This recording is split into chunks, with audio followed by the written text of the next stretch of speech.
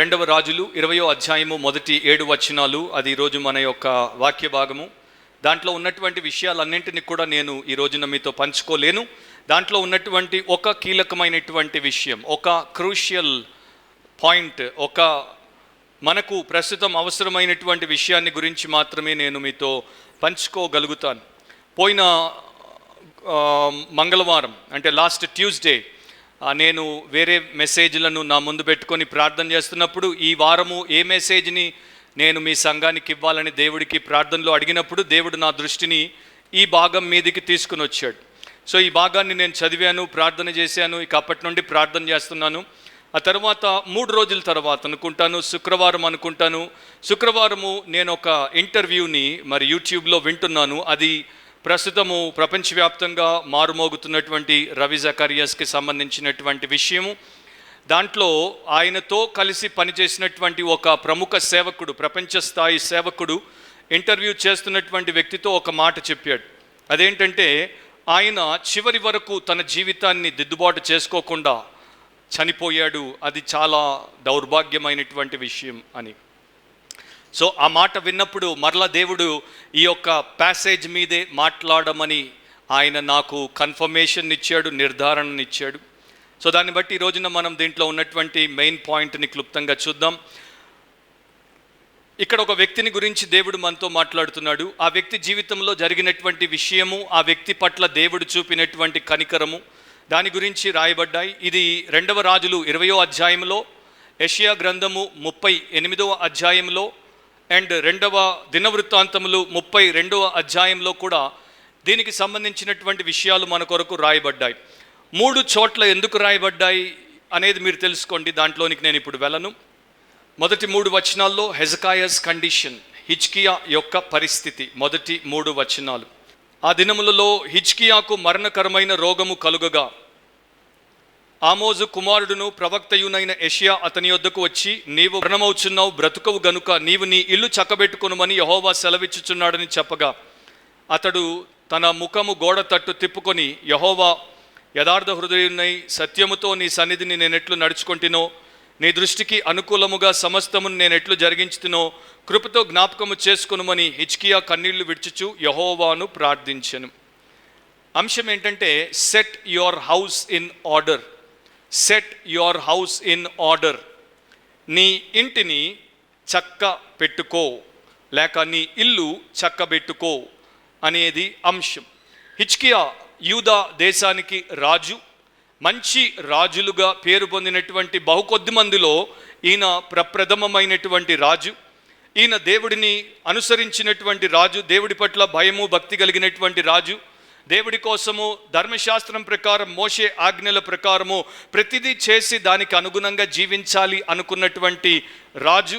దాని గురించి మీరు తర్వాత నింపాదిగా 2వ రాజులు 18వ అధ్యాయంలో చదువుకోవచ్చు. 2 కింగ్స్ 18లో మీరు నింపాదిగా చదువుకోవచ్చు. నేను అక్కడ 2-3 వచనాలు మాత్రం చదువుతాను. అతడు ఇశ్రాయేలీయుల దేవుడైన యెహోవా యందు విశ్వాసముంచిన వాడు.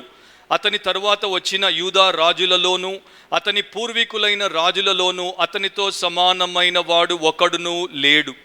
అతడు యెహోవాతో హత్తుకొని ఆయనను వెంబడించుటలో వెనుక తీయక ఆయన మోషేకు ఆజ్ఞాపించిన ఆజ్ఞలన్నింటినీ గైకొనుచుండెను అని రాయబడింది.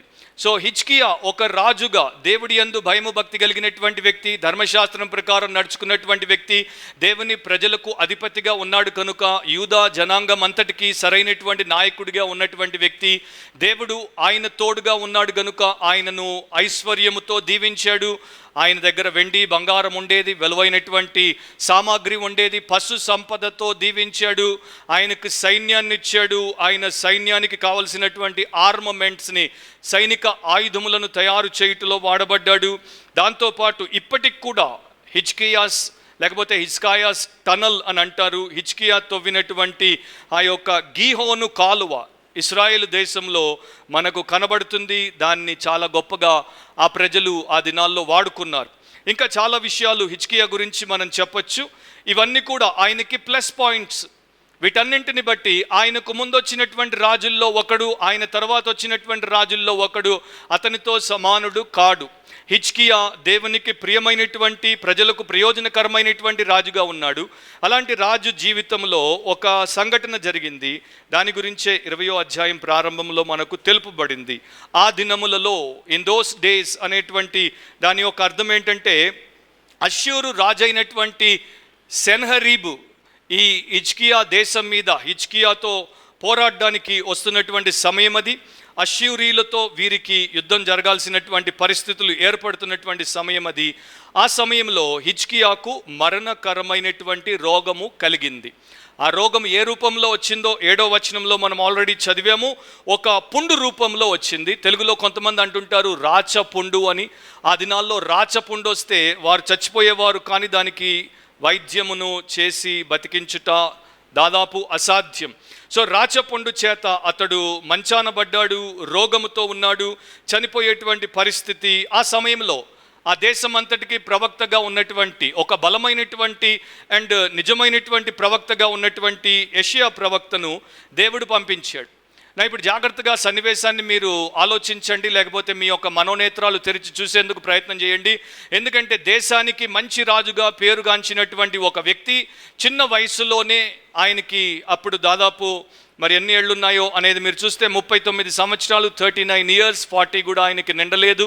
సో అలాంటి వయసులో చావు బతుకుల మధ్యలో కొట్టుమిట్టాడుతున్నప్పుడు దేశానికి ప్రవక్తగా ముందొచ్చి ఆయనకి ఎన్నో మంచి మాటలు చెప్పినటువంటి యెషయా, ఆయన్ని ప్రోత్సహించినటువంటి యెషయా, ఆయన్ని ప్రభు కోసం బలపరిచినటువంటి యెషయా, ఇప్పుడు ఆయన మరణ పడక మీద ఉన్నప్పుడు ఆయన దగ్గరికి వచ్చి, నీవు బ్రతకవు, నీవు త్వరలో చచ్చిపోతావు, చచ్చిపోయే ముందు నీ ఇంటిని నీవు చక్కబెట్టుకోవాలని దేవుడు నీతో చెప్తున్నాడు అని చెప్పడము సామాన్యమైనటువంటి విషయము కాదు.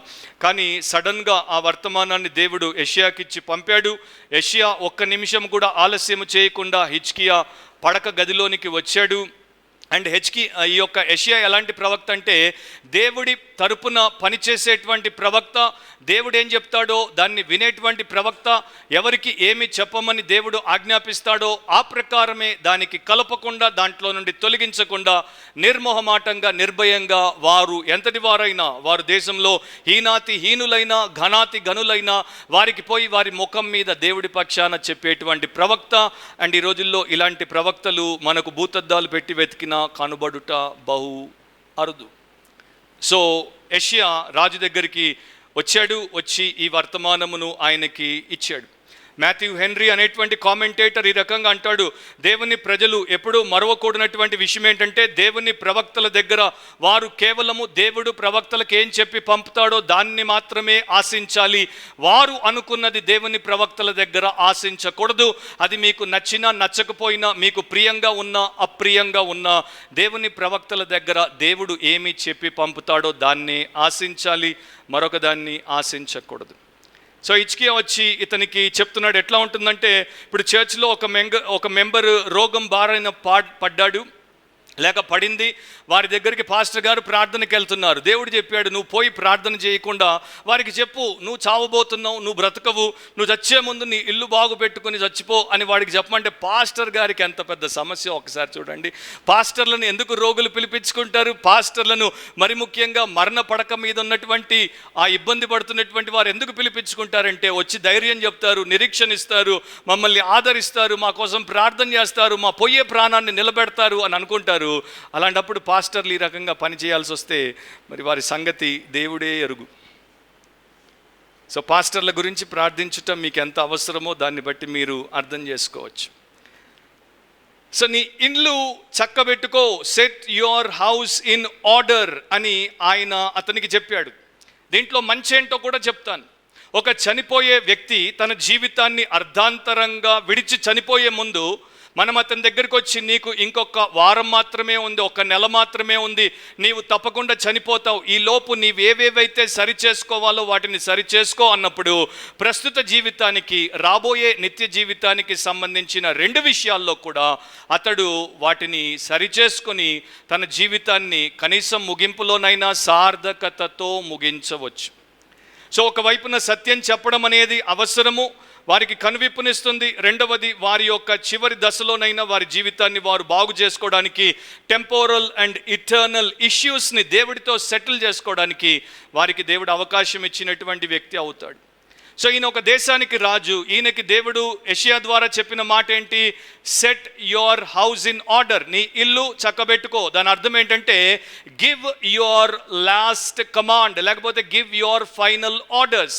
ఇక నీ దేశానికి రాజుగా ఏం చెప్పబోతున్నావో చెప్పు. నీ తర్వాత రాజ్యాన్ని ఎవరికి అప్పగిస్తావో అప్పగించు. ఎందుకంటే హిజ్కియా 39 సంవత్సరాల యవన రాజు. అతనికి ఇంకా ఒక్క బిడ్డ కూడా ఆ టైంలో పుట్టలేదు. ఇశ్రాయేలు యూదా రాజులు వారి తర్వాత వారి కుమారులకు రాజ్యాన్ని అప్పగించేవారు. సో ఆయన చాలా దారుణమైనటువంటి అండ్ బాధాకరమైనటువంటి పరిస్థితుల్లో ఉన్నాడు. ఎందుకంటే తనకి వంశోద్ధారకుడు కూడా లేడు. కానీ యెషయా ద్వారా అతడు విన్నప్పుడు అతడు చేయాల్సిన దాన్ని అతడు చేశాడు. నా ప్రియమైనటువంటి సహోదరి సహోదరులారా, మనందరికీ తెలుసు, మనకు కూడా ఏదో ఒక రోజున ఈ లోకాన్ని విడిచిపోయేటువంటి సమయము వస్తుంది. కానీ ఆ సమయం కన్నా ముందే మన యొక్క ఇంటిని మనము చక్కబెట్టుకోవాలి, మన కుటుంబాన్ని మనం చక్కబెట్టుకోవాలి, మన జీవితాన్ని మనం చక్కబెట్టుకోవాలి. దేవుడు మనల్ని బాధ్యుల్నిగా ఎంచి అప్పగించినటువంటి విషయాలన్నింటినీ క్రమబద్ధీకరించి వాటిని చక్కదిద్దుకోవాలి అని మనందరికీ తెలుసు. సో డాక్టర్ మీకు ఒకవేళ చెప్పాడు అనుకోండి, ఇంకొక 10 రోజులు మీరు బ్రతికితే బతుకుతారు, ఈలోపు ఏవి మీరు చేయాలో వాటన్నింటినీ సెటిల్ చేసేసుకోండి, అన్నింటినీ ఫైనలైజ్ చేయండి అంటే మీరు ఏం చేస్తారో ఆ రకంగా అంత సీరియస్నెస్తో మీరు మీ యొక్క లైఫ్ని సెటిల్ చేసుకోవాలి. ఈ సంవత్సరమే లారీ కింగ్ అనేటువంటి ఒక ప్రపంచ ప్రముఖ బ్రాడ్కాస్టర్ చనిపోయాడు. సిఎన్ఎన్లో అనేక సంవత్సరాలు ప్రపంచంలో పేరుగాంచినటువంటి అధినేతలు అండ్ అభినయ తారలు అందరినీ ఫ్రమ్ A to Z అన్ని ఫీల్డ్స్లో సూపర్ స్టార్లను ముఖాముఖిగా ఏ భయం లేకుండా ఇంటర్వ్యూ చేసినటువంటి ఏకైక వ్యక్తి లారీ కింగ్. ఆయన చచ్చిపోయాడు 2019లో ఆర్ 2020లో, నాకు సరిగా గుర్తులేదు. ఆయన అంతకుముందు ఒక వీలునామా, ఆయన విల్లు రాశాడు. తన తర్వాత తన యొక్క ఆస్తి పంపకము, తన 5 మంది పిల్లలు ఉన్నారు, ఒక భార్య ఉంది, ఎవరికి ఎంత ఇవ్వాలి ఏంటి అనేది ఒక విల్లు రాశాడు. కానీ చనిపోయే ముందు సడన్గా అది పక్కన పెట్టేసి ఒక కాగితం తీసుకొని త్వరగా తన రాతతో అడ్డం దిడ్డం అంటారు చూడండి, పైన కింద రఫ్గా ఒక రాత రాసేశాడు. ఆ విల్లులో ఏమని రాశాడంటే, నా తర్వాత నా ఆస్తి అంతటిని 5 పిల్లలకి మాత్రమే పంచండి, వారికి తప్ప ఇంకెవరికి అది ఇవ్వకూడదు అని రాశాడు. దాంట్లో మొదట 20% అని రాశాడు. దాని తర్వాత దాన్ని ఇట్లా కొట్టేసి పూర్తిగా 100% వారికే ఇవ్వండి అని రాశాడు. ఆయన మరి పెళ్లి చేసుకున్నటువంటి, ప్రస్తుతం ఆయనకి భార్యగా ఉన్నటువంటి స్త్రీ 22 సంవత్సరాలు ఆయనతో కాపురం చేసింది. ఆమె పేరును ఆయన దాంట్లో రాయలేదు.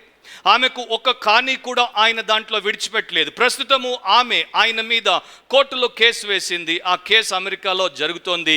ఎందుకని? ఆయన చివర్లో అంత మేధావులకే ముచ్చమట్లు పట్టించినటువంటి మేధావి చివర్లో అంత త్వరగా ఆ రకంగా రాసిపోయాడు.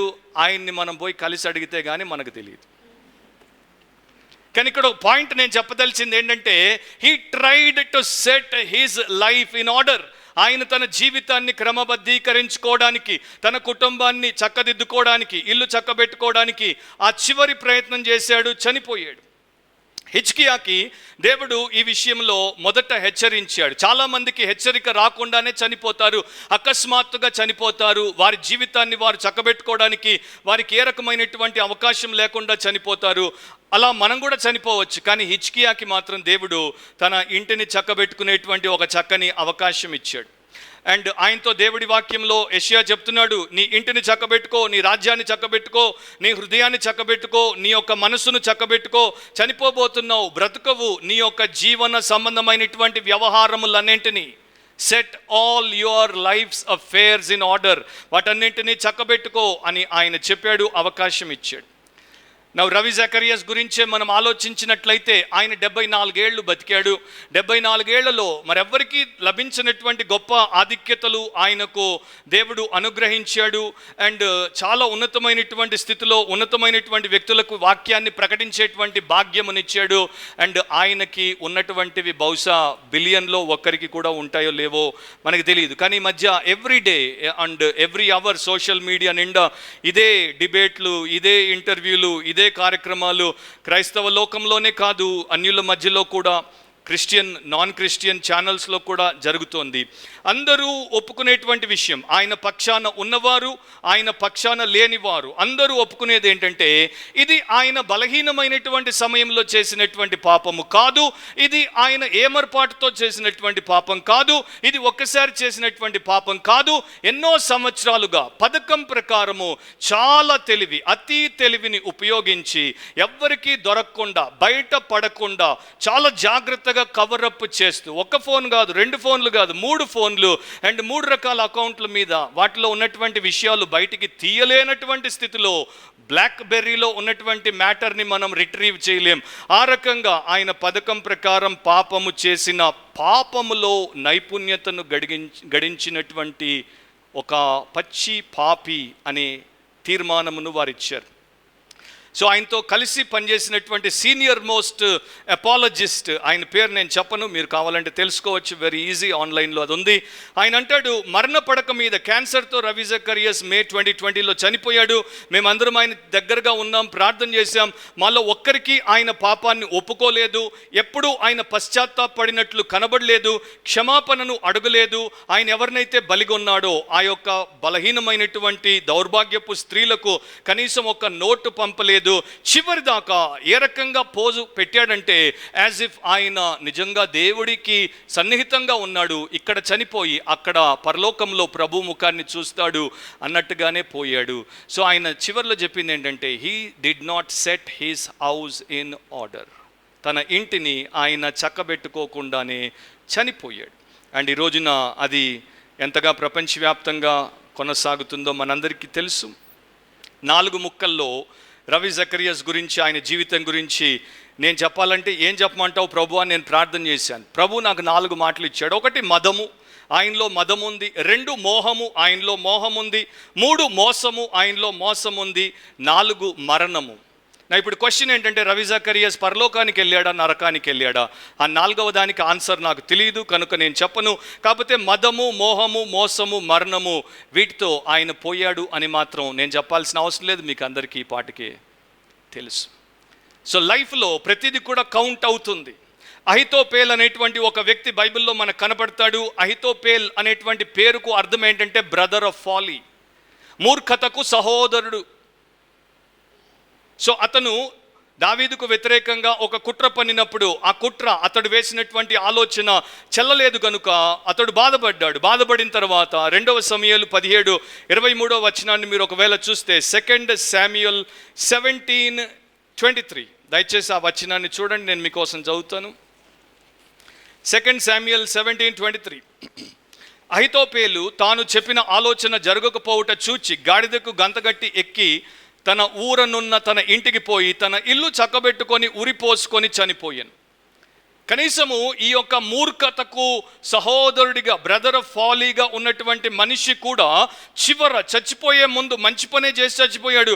ఇంటికి పోయాడు, దాన్ని చక్కబెట్టుకున్నాడు. బహుశా అతడు వీలునామా రాసి ఉంటాడు, నా తదనంతరం నాకున్నటువంటి ఆస్తిపాస్తులన్నీ వీరికి వీరికి వీరికి నా కుటుంబీకులకు ఈ రకంగా పంచండి, నా తరువాత నేను చేసినటువంటి పాపాలను ఈ రకంగా చక్కదిద్దండి అండ్ వాట్ ఎవర్. ఏం రాశాడో మనకు బైబిల్ చెప్పట్లేదు, కానీ ఒక చక్కని మాట అయితే బైబిల్ చెప్తోంది, తన ఇల్లు చక్కబెట్టుకొని చచ్చిపోయాడు.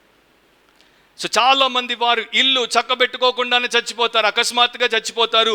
ఎట్లా చచ్చిపోతారో వారికే తెలియదు కనుక వారు ఏమరపాటుతో బతికినప్పుడు ఎప్పుడైనా చావు రావచ్చు కనుక నీ ఇల్లు చక్కబెట్టుకోకుండా నీవు చస్తే, నీ హృదయాన్ని చక్కబెట్టుకోకుండా నువ్వు చస్తే, నీ జీవితాన్ని చక్కబెట్టుకోకుండా నువ్వు చస్తే దేవుడు మాత్రము దాని లెక్కను అడుగుతాడు.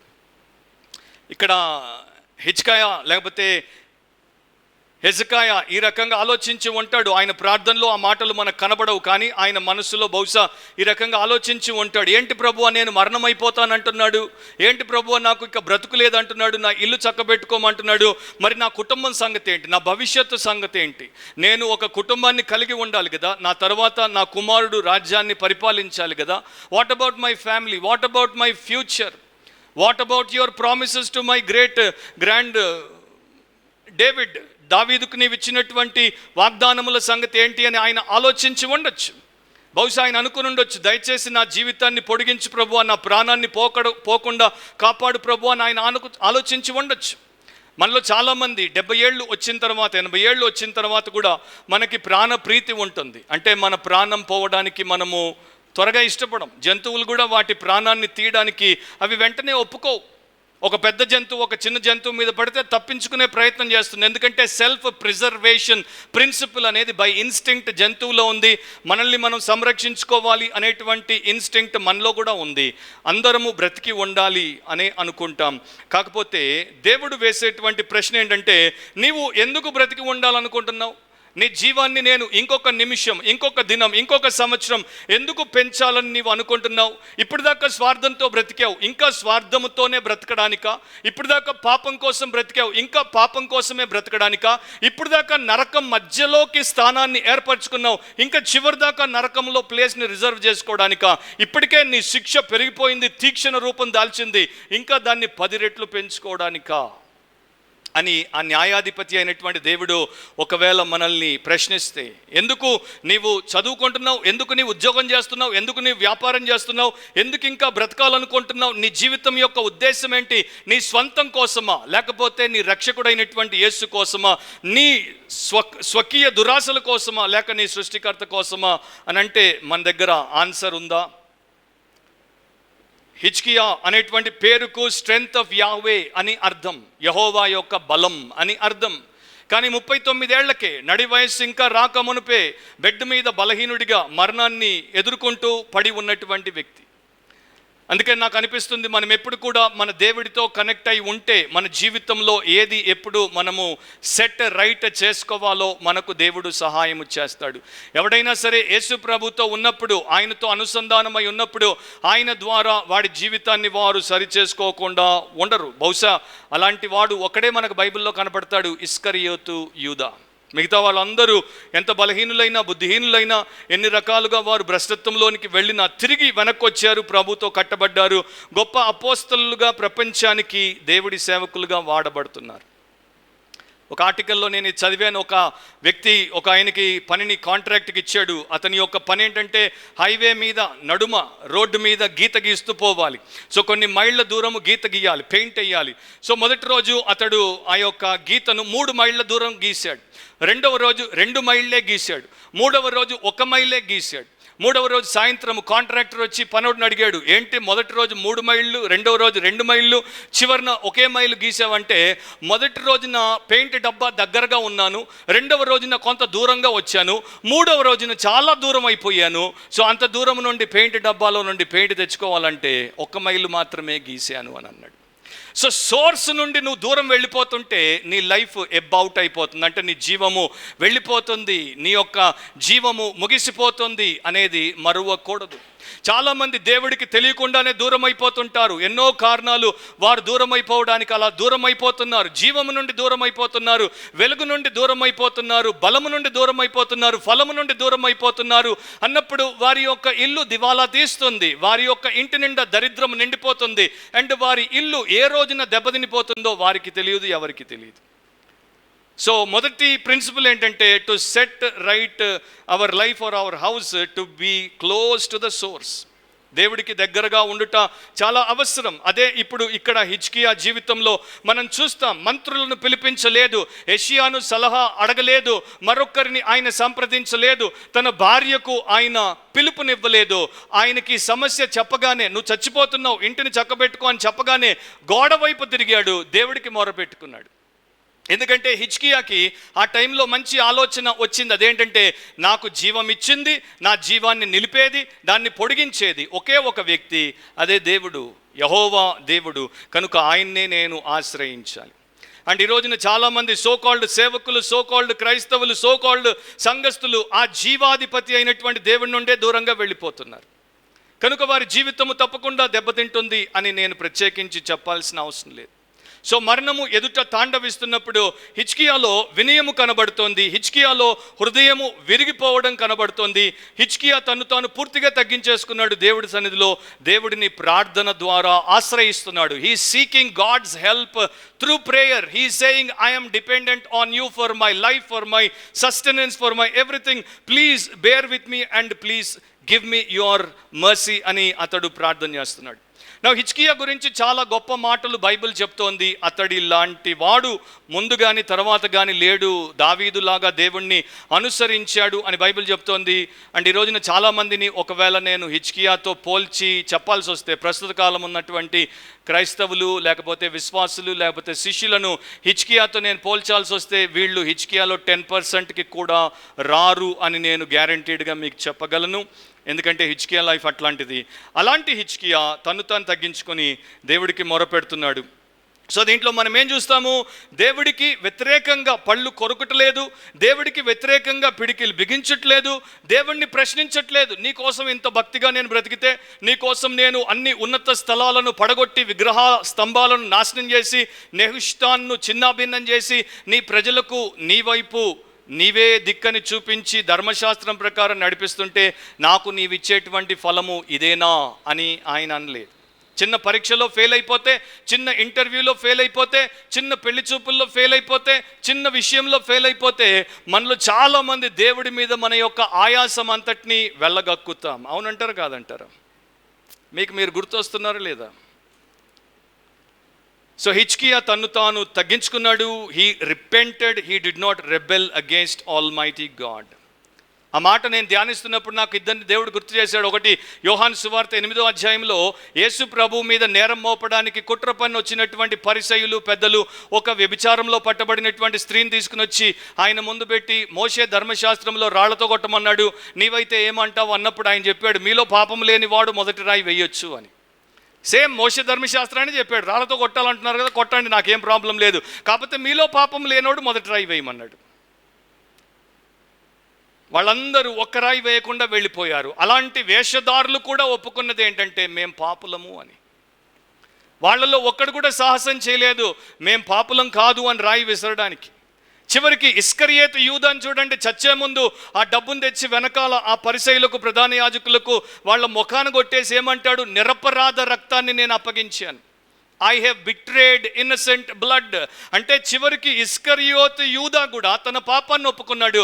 అండ్ ఈ రోజున ప్రపంచవ్యాప్తంగా ప్రతి సండే క్రైస్తవ సంఘాలకు వచ్చేటువంటి సో కాల్డ్ బైబిల్ చదివేటువంటి క్రైస్తవులు వారి జీవితంలో దారుణమైనటువంటి హేయాతిహేయమైనటువంటి పాపాలున్నా కూడా శుద్ధ పూసల్లాగా వచ్చి వాటి గురించి కనీస ప్రస్తావన చేయకుండా, దేవుడి ముందు హృదయం విరగొట్టుకోకుండా, కన్నీళ్లు కార్చకుండా పోజు కొట్టి మరిపోతున్నారు పరిశుద్ధులుగా.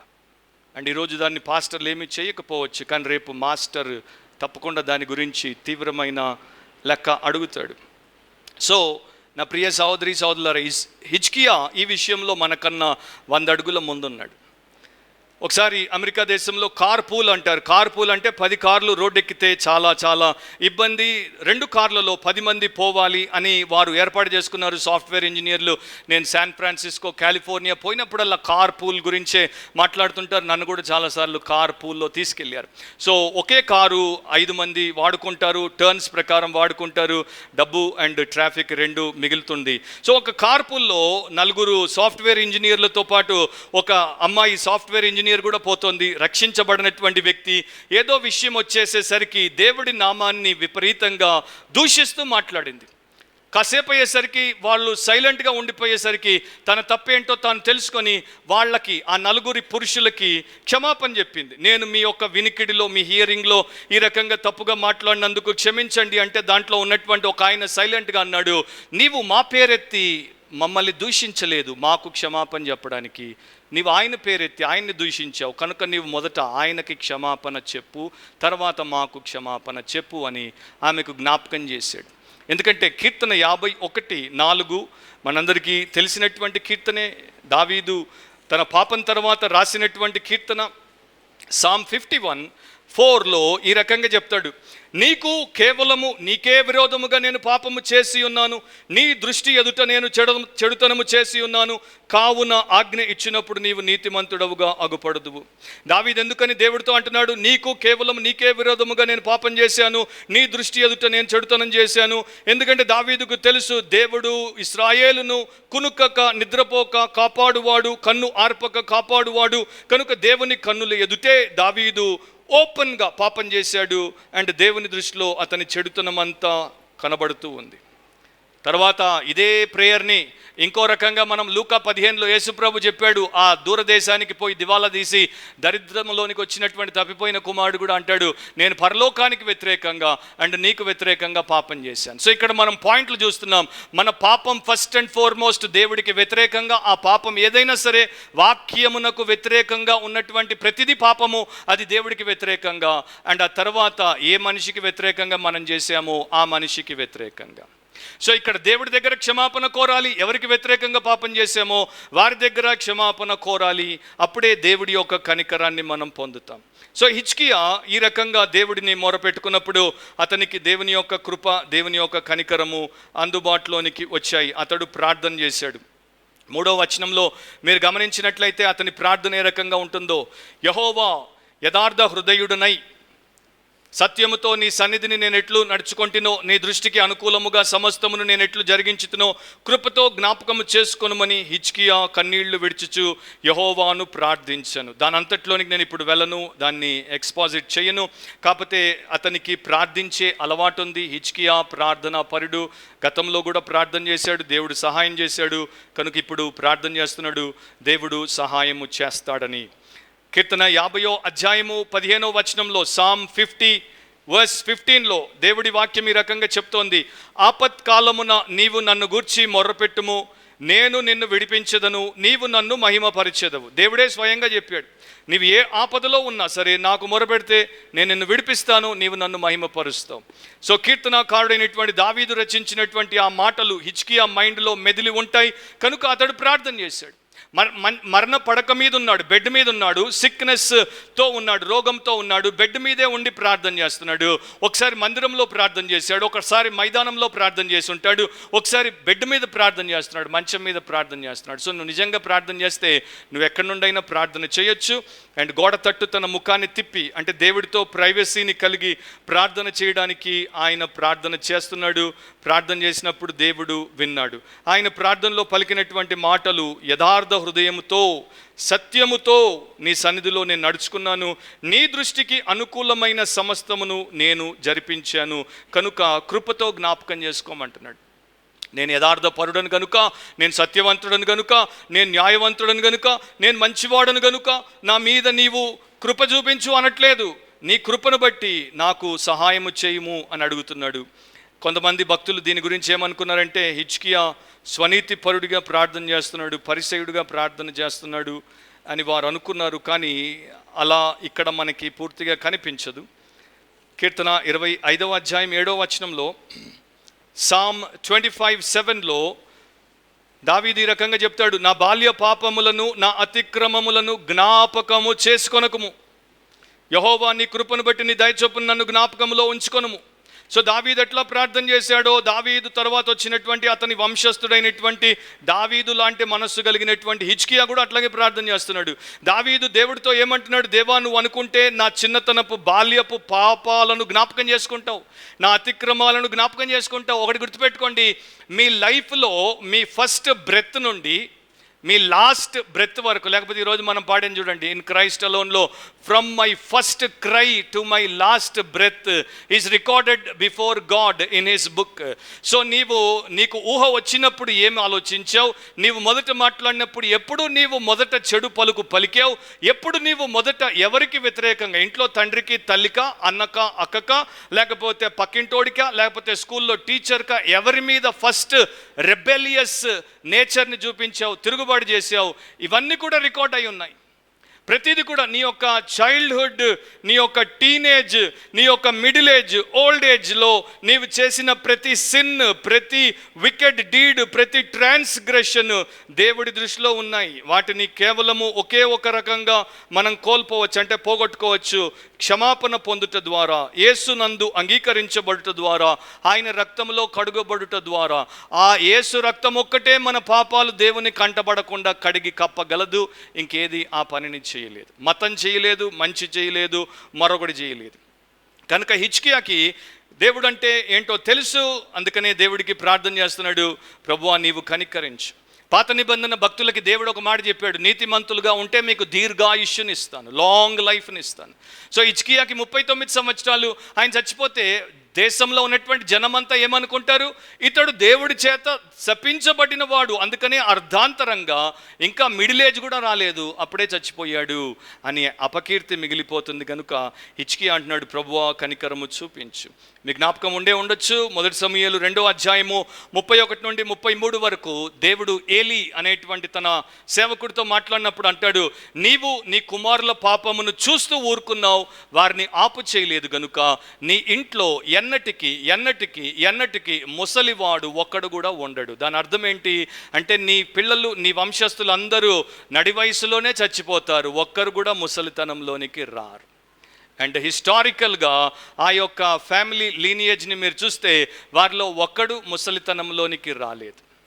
సో నా ప్రియ సహోదరి సహోదరులారా, మన దేవుడు రాయి కాదు, మన దేవుడు రప్ప కాదు, మన దేవుడు చెక్క కాదు, మన దేవుడు మొక్క కాదు, మన దేవుడు ఒక పశువు కాదు. మన దేవుడు జీవము కలిగినటువంటి సార్వభౌముడైనటువంటి సర్వాధికారి అయినటువంటి విశ్వమంతటిని బ్రహ్మాండం అంతటిని తన మహత్కరమైనటువంటి మాట చేత నిర్వహిస్తున్నటువంటి ఏకఛత్రాధిపతి. ఆయన ఎదుట మన ఆటలు సాగవు. సో ఒకే ఒక ప్రేయర్లో, ఒకే ఒక సెంటెన్స్ ప్రేయర్లో అండ్ బ్రీఫ్ ప్రేయర్లో హిజ్కియా దేవుడి యొక్క మన్నను పొందుకున్నాడు. 3 మాటలు దాంట్లో కనబడతాయి. ఒకటి, నీతి గురించి మాట్లాడాడు, యథార్థత అంటే నీతిని కలిగి ఉండుట, సత్యముతో నడుచుకొనుట అంటే నీ ఆజ్ఞ ప్రకారం జీవించుట, విధేయత చూపుట, మంచిగా నీ దృష్టిలో మంచి అంటే అన్నింటిలో న్యాయముతో బ్రతుకుట. ఈ 3 యెషయా గ్రంథంలో మీరు తర్వాత చదవండి. యెషయా ప్రవక్త ఆ దేశపు రాజులకు, దేశ ప్రజలకు ఈ 3 చెప్పాడు. దేవుడి ఎదుట నీతితో బ్రతకండి, దేవుడి మాటకు లోబడి విధేయులై బ్రతకండి, దేవుడి ఎదుట అందరికీ అన్ని విషయాల్లో న్యాయము చేయండి. సో ఆ రకంగా ఆయన ఇక్కడ బ్రతికాడు. అండ్ ఈ రోజున చాలామంది మరి సేవకులకి ప్రార్థన మనవులు పంపుతుంటారు, ప్రేయర్ రిక్వెస్ట్లు పంపుతుంటారు, అండ్ సేవకుల దగ్గరకు వచ్చి ప్రార్థనలు చేయించుకుంటారు. కాకపోతే వారి జీవితాన్ని జాగ్రత్తగా మీరు దగ్గర నుండి చూస్తే, అది మరి వారు ఎలాంటి వారైనా సరే వారి యొక్క ప్రేయర్స్ దేని మీద వారు బేస్ చేయడానికి ముందుకొచ్చారు అన్నది నేను గమనించినప్పుడు, వారిలో నీతి లేదు, వారిలో విధేయత లేదు, వారిలో దేవుడు మెచ్చేటువంటి మంచి జీవితం లేదు. మరి వారి కోసం మేము ఎందుకు ప్రార్థన చేయాలి? అసలు వారిని దేవా క్షమించు, వారిని రక్షించు అని ప్రార్థన చేయాలి. అంతేగాని దేవా వీడి రోగాన్ని స్వస్థపరచు, దేవా వీడి బిడ్డకు సీటునివ్వు, దేవా వీడికి భార్యనివ్వు, దేవా వీడికి వీసానివ్వు, దేవా వీడికి ప్రమోషన్ ఇవ్వు, దేవా వీడి కోర్టు కేసు కొట్టి అని మేము ఎందుకు ప్రార్థన చేయాలి? అసలు వీరిలో నీతి లేదు, వీరిలో విధేయత లేదు, వీరిలో న్యాయం లేదు. హిజ్కియా ప్రార్థన దేవుడు ఎందుకు అంగీకరించాడంటే ఈ 3 ఉన్నాయి. మన ప్రార్థనలను దేవుడు ఎందుకు అంగీకరించొద్దంటే ఈ 3 మనకు లేవు. అండ్ చాలామంది ఎలాంటి మోసంలో ఉన్నారంటే, నేను ప్రేయర్ టవర్కి ఒక కవర్ని అండ్ ఇంకొక కానుకను పంపిస్తే దేవుడు వింటాడు. దేవుడు నీవు పంపే చిల్లర కానుకను తీసుకొని నీకు ఆన్సర్ ఇచ్చేటువంటి దివాలకోరు దేవుడు కాదు మన దేవుడు. ఆ దేవుడి యొక్క దివాలకోరు సేవకులు అట్లా మిమ్మల్ని అడ్డంగా మోసం చేస్తున్నారు. కానీ ఆ దేవుడు అట్లాంటి వాడు కాడు. ఆ దేవుడికి మీరు బిలియన్లు ట్రిలియన్లు ఇచ్చినా కూడా ఆయన స్పాట్ నుండి రెప్ప కూడా కదపకుండా వాటిని ఆయన పక్కకి తోసేస్తాడు. ఆయన ఎందుకు, ఆయన దూతలే తీసి కాల్చేస్తారు. ఆ దేవుడు దేన్ని గౌరవిస్తాడంటే, మీలో యథార్థత ఉన్నప్పుడు, మీలో విధేయత ఉన్నప్పుడు, మీలో న్యాయం ఉన్నప్పుడు. అవి ఆయన లక్షణాలు. కనుక వాటిలాగా మీరుండి ఆయన ఏమడిగినా ఆయన మీకు ఇవ్వచ్చు. లేకపోతే ఆయన మీ యొక్క మోసాలకు సేవకులు పడినట్టు ఆయన పడడు. సో అవిధేయతతో బతికేవారు, అవినీతితో బతికేవారు, చెడుతో బతికేవారు, మనిషి దృష్టిలోనే చెడు చేసుకుంటూ బతికేటువంటి వాడు ఇక దేవుని దృష్టిలో ఏం మంచి చేసినట్టు? అలాంటి వారి ప్రార్థనలు దేవుడు ఎందుకు వినాలి? అండ్ చనిపోయినప్పుడు ఈ చెడ్డ స్వభావంతో, ఈ చెడ్డ ఉద్దేశాలతో, ఈ చెడు కార్యాలతో ఒకడు చనిపోయినప్పుడు వాడి యొక్క లైఫ్ ఇటర్నిటీ దేవుడి యొక్క తీర్పుతో సీల్ అయిపోతుందని ఎందుకు మనం ఆలోచించట్లేదు? సో హిజ్కియా ద్వారా దేవుడు మనకేం నేర్పిస్తున్నాడంటే, నీవు చావబోతున్నావు, నీ ఇంటిని చక్కబెట్టుకో, వేషధారణ విడిచేసేయి, యథార్థంగా నా దగ్గర నీవు మొరపెడితే నేను నీ మీద కృప చూపిస్తాను. అండ్ బైబిల్ చెప్తోంది, ఒక రాజు, ఒక దేశానికి రాజు దేవుడి సన్నిధిలో కన్నీళ్లు విడిచాడు. మీలో ఎంతమంది నిజంగా దేవుడి కోసం కన్నీళ్లు విడిచారు? ఎప్పుడు విడిచారు? 5 ఏళ్ల క్రితమా, 10 ఏళ్ల క్రితమా, 25 ఏళ్ల క్రితమా? అసలు ఇంకా అనుభవంలోనికి రాలేదా? ఎప్పుడైనా ఏడ్చారా? రోగం వస్తే ఏడ్చుంటారు, ఎవడో ఒక మాట అంటే ఏడ్చుంటారు, ఎవడో అన్యాయం చేస్తే ఏడ్చుంటారు. ఎప్పుడైనా దేవుడి ముందు దేవుడి కోసం ఏడ్చారా? నీతిగా నేను లేను అని ఏడ్చారా? విధేయత చూపట్లేదు అని ఏడ్చారా? ఆత్మలు నశించిపోతున్నాయని ఏడ్చారా? నో, ఏడ్చుండరు. మరి క్రీస్తు మనసు ఎక్కడి నుండి వచ్చింది? క్రీస్తు ఏడ్చాడు కదా, గెత్సెమనే తోటలో రోదించాడు కదా. ఆత్మ మనము మూలుగులతో ప్రార్థన చేసేటట్టు చేయిస్తాడని బైబిల్లో చెప్తోంది కదా. పరిశుద్ధాత్ముడు నిండుగా మీలో ఉంటే మీరు మూలుగి కన్నీళ్లు విడిచి ప్రార్థించకుండా మీరు ఉండలేరు. సో నా ప్రియ సహోదరి సహోదరులారా, మోసపోవద్దు. ఆల్రెడీ ఒక పెద్ద సేవకుడిగా చలామణి అయినటువంటి వ్యక్తి ద్వారా ప్రపంచం అంతటిని దేవుడు కుదుపుతున్నాడు. ఎంతోమంది పాపము చేయనటువంటి వారు ఆయనతో పని చేసినందుకు వారు ఈ రోజున ఓపెన్గా ప్రపంచం అంతటికి క్షమాపణ చెప్తున్నారు. అండ్ నేను కూడా ప్రభు చిత్తమైతే రేపో ఎల్లుండో వీడియో నా యూట్యూబ్ ఛానల్లో చేసి రవి జకరియస్ చేసిన పాపానికి నేను ఒక క్రిస్టియన్గా క్షమాపణ చెప్పబోతున్నాను. ఎందుకంటే నా క్రీస్తు మీద నింద పడింది. అండ్ నా దేవుడు ఎలాంటి వాడో దానికి భిన్నమైన చిత్రాన్ని ఆయన లోకానికి చూపించాడు.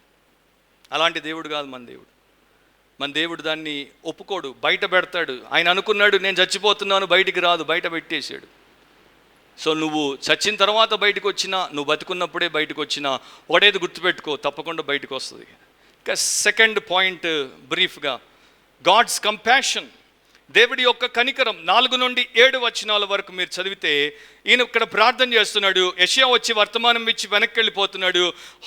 మహల్లో నడిమి వరకు వచ్చాడు, అంటే హాఫ్ ద వే వచ్చాడు.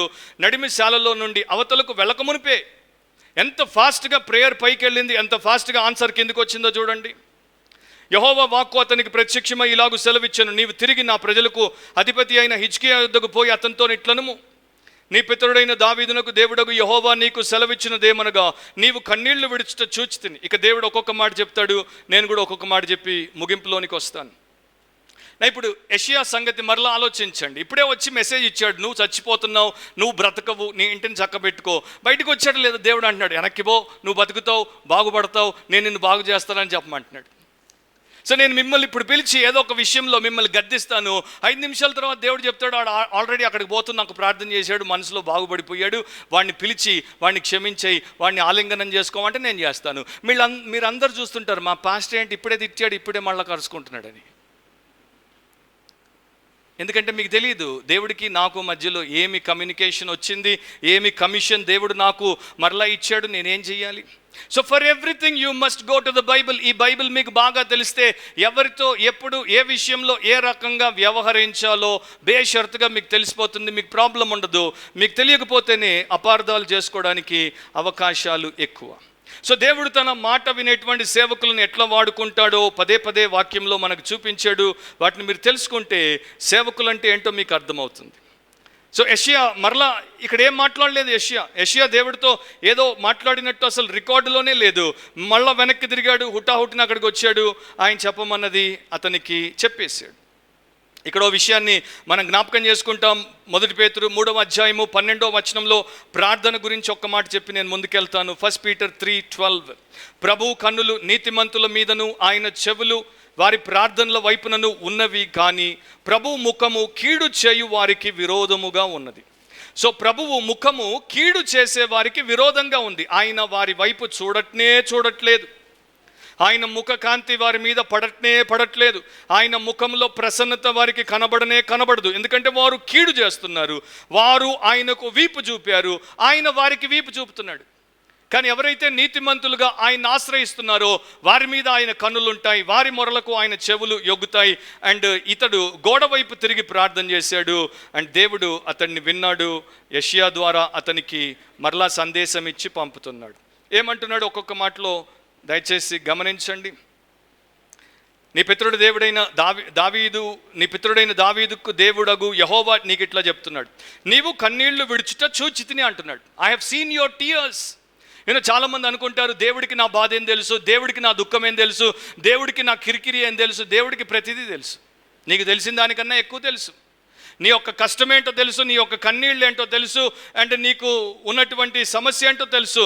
సో దేవుడు మన కష్టాలలో పాలు పంచుకునేటువంటి దేవుడు మన కన్నీళ్లను తన కవిలలో దాచిపెట్టేటువంటి దేవుడు, మన ప్రతి కన్నీటికి న్యాయం చేసేటువంటి దేవుడు. అలాంటి దేవుడు మన దేవుడు గనుక మనం ఎంతగానో ఆయన్ని బట్టి హర్షించాలి.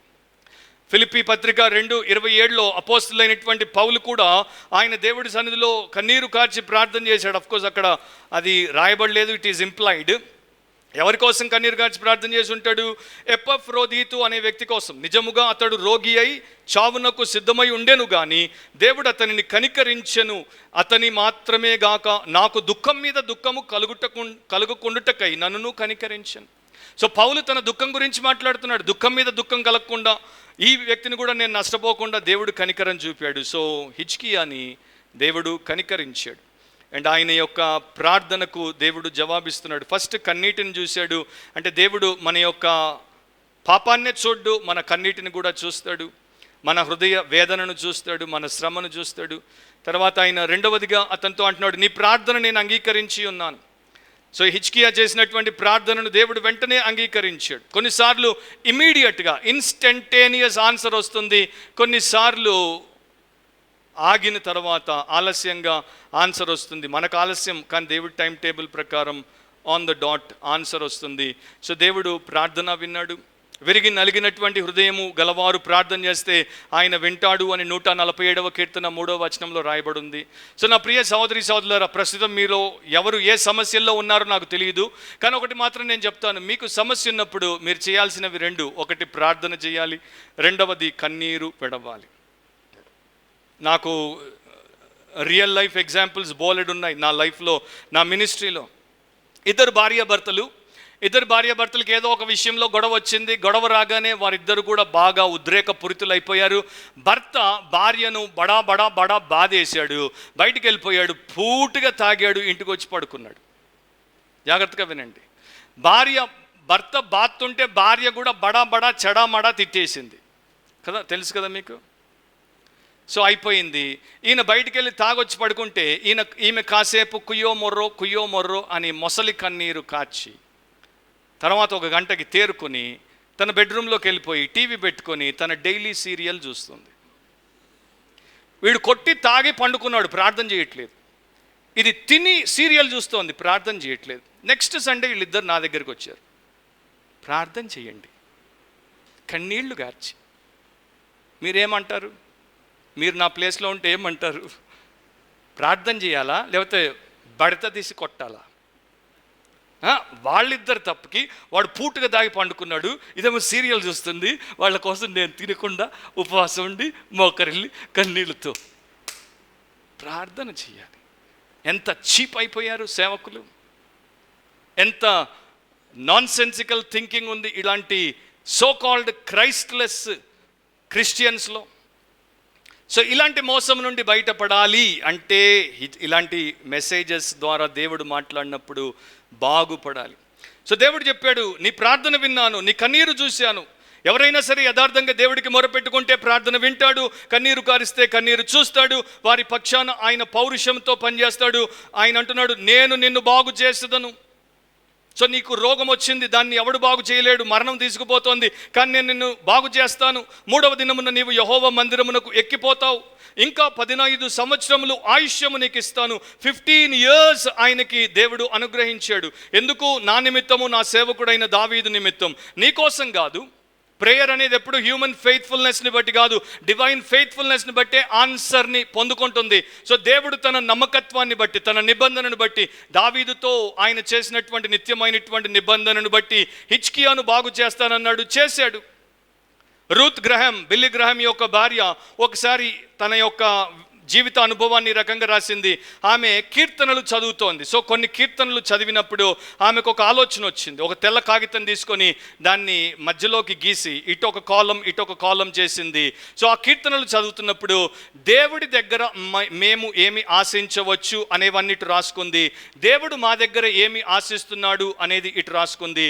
సో బహుశా 30-40 కీర్తనలు అయిపోయిన తర్వాత ఆమె కాగితం వంక చూస్తే ఆశ్చర్యపోయింది. ఆశ్చర్యం ఏంటంటే, దేవుడు మన దగ్గర ఆశించేవి తక్కువ, దేవుడి దగ్గర మనం ఆశించేవి ఎక్కువ.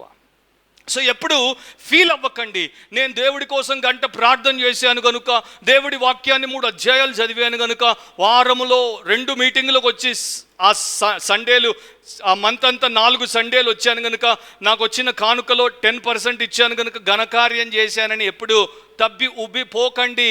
దేవుడు మనకిచ్చే బిలియన్ బ్లెస్సింగ్స్లో మనం ఆయనకి ఇచ్చేవి 10 కూడా కావు. సో ఆయన దగ్గర నుండి మనకు వచ్చేవి ఎంత, మన దగ్గర ఆయన తీసుకునేవి ఎంత అనేది రూత్ గ్రహం చూసినప్పుడు ఆమంటోంది, I saw how little God expects of us and how much we can expect of him, still we remain unfaithful, ungrateful, riches. So నా బోధ మీకు కొంచెం కష్టంగా ఉండొచ్చు, ఇంకా తీక్షణంగా అవుతుంది, ఎందుకంటే పరిస్థితులు అట్లా మమ్మల్ని తయారు చేస్తున్నాయి. ఐదర్ సేవకుడు పూర్తిగా దేవుడి వైపు అయినా ఉండాలి, లేకపోతే పూర్తిగా భ్రష్ట్ అయినా కొట్టిపోవాలి. సో మన దేవుడి యొక్క మాటలు, మన దేవుడి యొక్క వివరాలు బైబిల్లో చదివినటువంటి ఏ సేవకుడైనా ఆ రకంగా ఆలోచించకుండా ఉండలేడు. సో దావీదు కోసం అన్నాడు, మన పట్ల, క్రైస్తవుల పట్ల ఆలోచిస్తే దావీదు కుమారుడైనటువంటి యేసుక్రీస్తుని బట్టి దేవుడు మనల్ని కనికరిస్తాడు, మనకు కృప చూపుతాడు, మనలో కార్యము చేస్తాడు. అండ్ దేవుడి యొక్క కార్యములు ఎంత గొప్పగా గంభీరంగా ఉంటాయో మనందరికీ తెలుసు. ఇక లాస్ట్ పాయింట్ ఏంటి, 15 సంవత్సరాలు లైఫ్ని ఎక్స్టెండ్ చేశాడు. దాంతోపాటు అష్షూరియులు నీ మీద పడి నీకు ప్రమాదం కలగకుండా వారి నుండి కాపాడుతానని చెప్పాడు. ఆ తర్వాత నీ దేశమును కాపాడుతానని చెప్పాడు. ఇవన్నీ కూడా దేవుడు చెప్పినట్టుగా చేశాడు. యెషయా అతన్ని మరి ఆ యొక్క అంజూరపు పండ్ల ముద్దను తెప్పించి కురుపు మీద పెట్టినప్పుడు గ్రాడ్యువల్గా, వెంటనే అవ్వలేదు, గ్రాడ్యువల్గా 3వ రోజున మందిరానికి ఎక్కిపోవాలి కనుక 3 రోజులకి అతనికి స్వస్థత వచ్చింది, ప్రాణాలు నిలబడ్డాయి, అతడు దేవుణ్ణి మహిమపరిచాడు. కానీ 15 ఏళ్ళు దేవుడు ఆయనకి ఇచ్చాడు కదా ఎక్స్టెన్షన్ లైఫ్, వాటిని సరిగ్గా వాడాడా లేకపోతే మరలా చెడగొట్టుకున్నాడా? దాన్ని మీరు ధ్యానించండి. కాకపోతే ఒక హింట్ నేను మీకు ఇస్తాను. 2వ దినవృత్తాంతములు 32వ అధ్యాయము అండ్ 25వ వచనం ఒకసారి చూడండి. 2 Chronicles 32:25. 2 Chronicles 32:25. అయితే హిజ్కియా మనస్సున గర్వించి తనకు చేయబడిన మేలుకు తగినట్లు ప్రవర్తింపనందునా అని రాయబడింది. 24లో ఆయన రోగి అయినప్పుడు, మరణ దశలో ఉన్నప్పుడు, మొర్ర పెట్టినప్పుడు దేవుడు ఆయన్ని స్వస్థపరిచెను అన్న వివరాలు ఉన్నాయి. 25లో ఆయన దేవుడు తనకు ప్రాణాన్ని 15 సంవత్సరాలు పొడిగించి మేలు చేసిన సంగతి మరిచి మరలా మనస్సులో గర్వించి చెడు చేశాడు. ఆ చెడేంటో మీరు చదువుకోండి. యెషయా 39వ అధ్యాయంలో ఉంటుంది. ఈ 2వ దినవృత్తాంతముల్లో 32వ అధ్యాయంలో కూడా మనకు కనబడుతుంది. నా ప్రశ్న ఏంటంటే, ముగింపులో మనకు దేవుడు 1 నిమిషాన్ని ఎక్స్టెండ్ చేస్తే, 1 గంటను ఎక్స్టెండ్ చేస్తే, 1 డేని, 1 వీక్ని, 1 మంత్ని, 1 ఇయర్ని ఎక్స్టెండ్ చేస్తే, ఆ దినాలతో, ఆ కాలంతో మనం ఏం చేయాలి? ఈయనకి 15 సంవత్సరాలు ఎక్స్టెండ్ చేస్తే 3 ఏళ్ల తర్వాత ఈయన కడుపున ఒకడు చెడబుట్టాడు, వాడి పేరు మనష్షే. వాడు ఇశ్రాయేలీయులను, యూదా ప్రజలను ఎంతగా దారి తప్పించి దేవుడికి వ్యతిరేకంగా పాపం చేశాడో మీరు ఓల్డ్ టెస్టమెంట్ చదివితే మీకు అర్థమవుతుంది. సో ఇప్పుడు నా ప్రశ్న ఏంటంటే, 15 సంవత్సరాలు, 15 years ఆఫ్ గ్రేస్, నాకు 15 సంవత్సరాలు ఇస్తే, లేక దేవుడు నాకు 15 నెలలు ఇస్తే, లేక 15 వారాలు ఇస్తే, 15 దినాలు ఇస్తే, 15 గంటలు ఇస్తే, 15 నిమిషాలు ఇస్తే, 15 సెకండ్లు ఇస్తే, నేను వాటితో ఏం చేయాలి? ఇది నా ప్రశ్న. ఇదే మీ ప్రశ్న అయి ఉండాలి. మీ లైఫ్ ఇప్పుడు మీరు అక్కడ కూర్చున్నప్పుడే దేవుడు ఎక్స్టెండ్ చేస్తున్నాడు, లేకపోతే మీరు అక్కడ కూర్చుండగానే మీ లాస్ట్ బ్రెత్తో మీరు పోతారు. మేము మిమ్మల్ని తీసుకెళ్ళి ఎక్కడ పెట్టాలో అక్కడ పెట్టేందుకు ఏర్పాట్లు చేస్తాం. సో ఎవ్రీ సింగిల్ వన్, నాతో పాటు మీరు అండ్ దాంట్లో వీక్షించే ప్రతి ఒక్కరు ఈ రోజున ఇంకా బతుకున్నారంటే మన లైఫ్ని దేవుడు ఎక్స్టెండ్ అవ్వనిస్తున్నాడు కనుక మనము బ్రతికి ఉన్నాం. అయితే ఎక్స్టెండ్ అవ్వడం దేనికోసం? మన కోసమా, ఆయన కోసమా? దేవుడు మనల్ని తన కోసం సృష్టించాడు అని బైబిల్లో చెప్పాడు. మరి ఆ రకంగా మనం ఉండకపోతే ఎట్లా? ఇప్పుడు దాకా అయిపోయిన సంగతి వదిలేద్దాం. ఇప్పుడు హోప్తో నేను ముగిస్తాను. హోప్ ఏంటంటే, యేసుక్రీస్తు అనేటువంటి పునాది మీద ఇక నుండి మీ ఇంటిని పటిష్టంగా కట్టుకోండి. అది మొదటి విషయం. రెండవది, నిత్య సత్య వాక్యమైనటువంటి దేవుని వాక్యం అనే బండ మీద మీ యొక్క జీవితమును కట్టుకోండి. ఎలాంటి పరిస్థితి వచ్చినా అది కుప్పకూలకుండా ఆ వాక్యమే మిమ్మల్ని నిలబెడుతుంది. మోసము అనేది మిమ్మల్ని నిలబెట్టదు అనేది గుర్తుపెట్టుకోండి. మూడవది, దేవుని యొక్క పరిశుద్ధమైనటువంటి విశ్వాసం మీద మిమ్మల్ని మీరు కట్టుకోండి. విశ్వాసం అనేది వాక్యం నుండి వస్తోంది, ఆజ్ఞ రూపంలో, ఉపదేశ రూపంలో వస్తోంది. దాని మీద కట్టుకోండి. మీ సొంత అభిప్రాయం మీద కాదు, హ్యూమన్ సెంటిమెంట్ మీద కాదు, అండ్ మీ చుట్టూ ఉన్నటువంటి కల్చర్ మీద కాదు. Build your life on the most holy faith which is derived from God's holy word. And నాలుగవది, మీ యొక్క జీవితాన్ని కట్టుకోవడానికి పరిశుద్ధాత్మ దేవుని సహాయమును తీసుకోండి. ఆయన మీ ఇంటిని చక్కబెట్టుటకు మీకు ప్రతి విషయంలో సహాయము చేస్తాడు. చార్ల్స్ స్పర్జన్ తండ్రి థామస్ స్పర్జన్ తన పుస్తకంలో ఈ రకంగా రాశాడు. ఆయన ప్రేక్షకులకి, తన ప్రజలకు చెప్తున్నాడు, నాకు మీ ఇంటిని మీరు చక్కబెట్టుకోవాలని ఉంది. మీ ఇంటిని చక్కబెట్టుకోండి, మీ వ్యాపారాన్ని చక్కబెట్టుకోండి, మీ సంఘాన్ని చక్కబెట్టండి, మీ క్రైస్తవ పరిచర్యను చక్కబెట్టండి. నా మాటలు వినేటువంటి ప్రేక్షకులారా, మీ హృదయములను చక్కబెట్టుకుంటే అన్నింటినీ చక్కబెట్టుకున్న వారు అవుతారు. సో ముగింపులో ఈ రోజున మనం తీర్మానం చేద్దాం, దేవా నా ఇంటిని నేను చక్కబెట్టుకుంటాను. I want to put my house in order, O Lord please help me. So ప్రశ్నలు ఏంటి? వీటికి ఇంటికెళ్ళి జవాబులు ఇవ్వండి. ఒకవేళ మీలో ఏదైనా చెడు అలవాటు లేక పాపము దేవుడి సన్నిధిలో ఒప్పుకొని పశ్చాత్తాపముతో విడిచిపెట్టవలసింది ఉందా?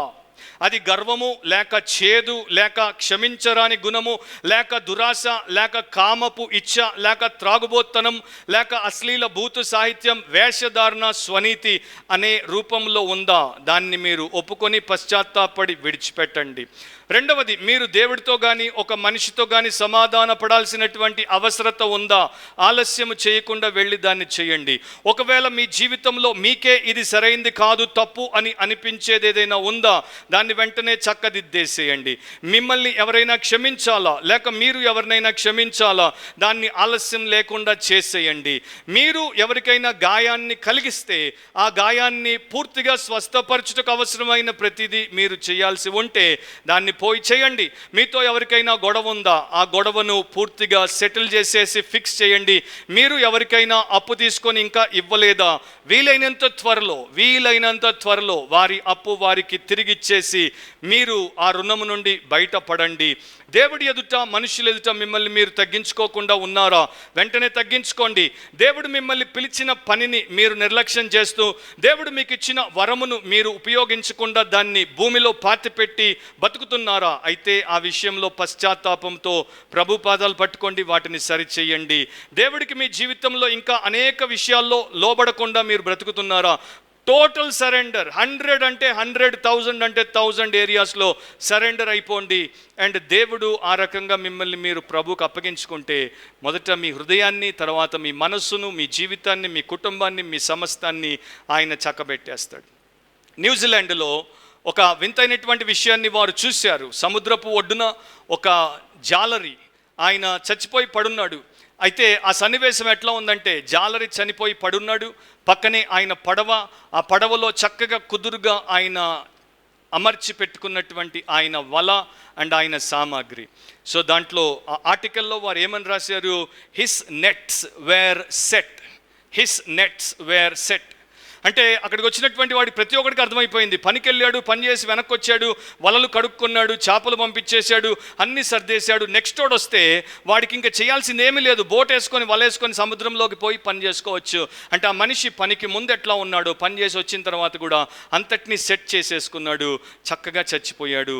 ఆ రకంగా ప్రతి మనిషి లోకాన్ని నిష్క్రమించాలి. సో తరోగా నీ జీవితాన్ని నీవు పఠించు, దాన్ని నీవు దేవుడి సన్నిధిలో సరి చేసుకోవడానికి ఈ రోజు నుండి, ఈ క్షణం నుండి ప్రయత్నించు. ఓపికతో ఆ పని చేయి అండ్ పరిశుద్ధాత్మ దేవుడు నీకు సహాయము చేస్తాడు. May we all set our house in order now immediately by the grace of our God. తలంచండి, కళ్ళు మూసుకోండి, ప్రార్థనలో ఏకీభవించండి. ఇంటికెళ్ళి మీరు మీ యొక్క జీవితాన్ని దేవుడి సహాయంతో వాక్యపు వెలుగులో సరి చేసుకోండి. ప్రేమగల మా తండ్రి, మేము మా జీవితాలను ఇంతవరకు తీసుకున్నట్టు ఇక తీసుకోకుండా తీవ్రంగా మా జీవితాలను తీసుకోవడానికి సహాయం చేయండి. ఇక్కడ సంఘంలో ఉన్నవారు, ఈ యొక్క మాధ్యమం ద్వారా వింటున్నవారు ఎవరైనా ఇంకా వారి జీవితాన్ని నీకు అప్పగించకుండా పాపంలోనే బతుకుతూ పాపాన్ని ఒప్పుకొని విడిచిపెట్టకుండా ఉంటే, వారి జీవితంలో దోబూచులాడుతూ ఉంటే, నీతో ఆటలాడే ప్రయత్నం చేస్తుంటే, వారికి నీవు బుద్ధి చెప్పి కనువిప్పును కలిగించి రక్షించమని, వారు నాశనానికి వెళ్లకుండా కృప చూపించమని ప్రార్థిస్తున్నాం. రక్షించబడినటువంటి వారు ఏమరపాటుతో నిర్లక్ష్యంగా బతుకుతూ ఉంటే వారిని గద్దించి బుద్ధి చెప్పి వారి ఇంటిని, వారి జీవితాన్ని చక్కబెట్టుకోవడానికి వారికి సహాయం చేయమని ప్రార్థిస్తున్నాం. మా ప్రాణం ఎప్పుడు పోతుందో మాకు తెలియదు, కానీ దానికన్నా ముందు ఆ న్యూజిలాండర్ సాక్ష్యాన్ని మేము కలిగి ఉండటకు సహాయం చేయండి. He set his nets right or his nets were set. అతడు తన జీవితాన్ని కుదురుగా చక్కబెట్టుకున్నాడు. నా జీవితాన్ని చక్కబెట్టుకోవడానికి, మా జీవితాలను చక్కబెట్టుకోవడానికి, మా కుటుంబాలను చక్కబెట్టుకోవడానికి కృప దయచేయమని, సహాయము చేయమని, గతకాలపు పాపములను క్షమించి ఇక నుండి నీ కొరకు జీవించి ప్రతి సెకండ్ నీవు మాకు ఎక్స్టెన్షన్గా ఇస్తున్నావు గనుక నీ మహిమ కొరకు వాడుటకు సహాయం చేయమని యేసు పరిశుద్ధ నామమును అడిగి ప్రార్థిస్తున్నాం తండ్రి. ఆమేన్.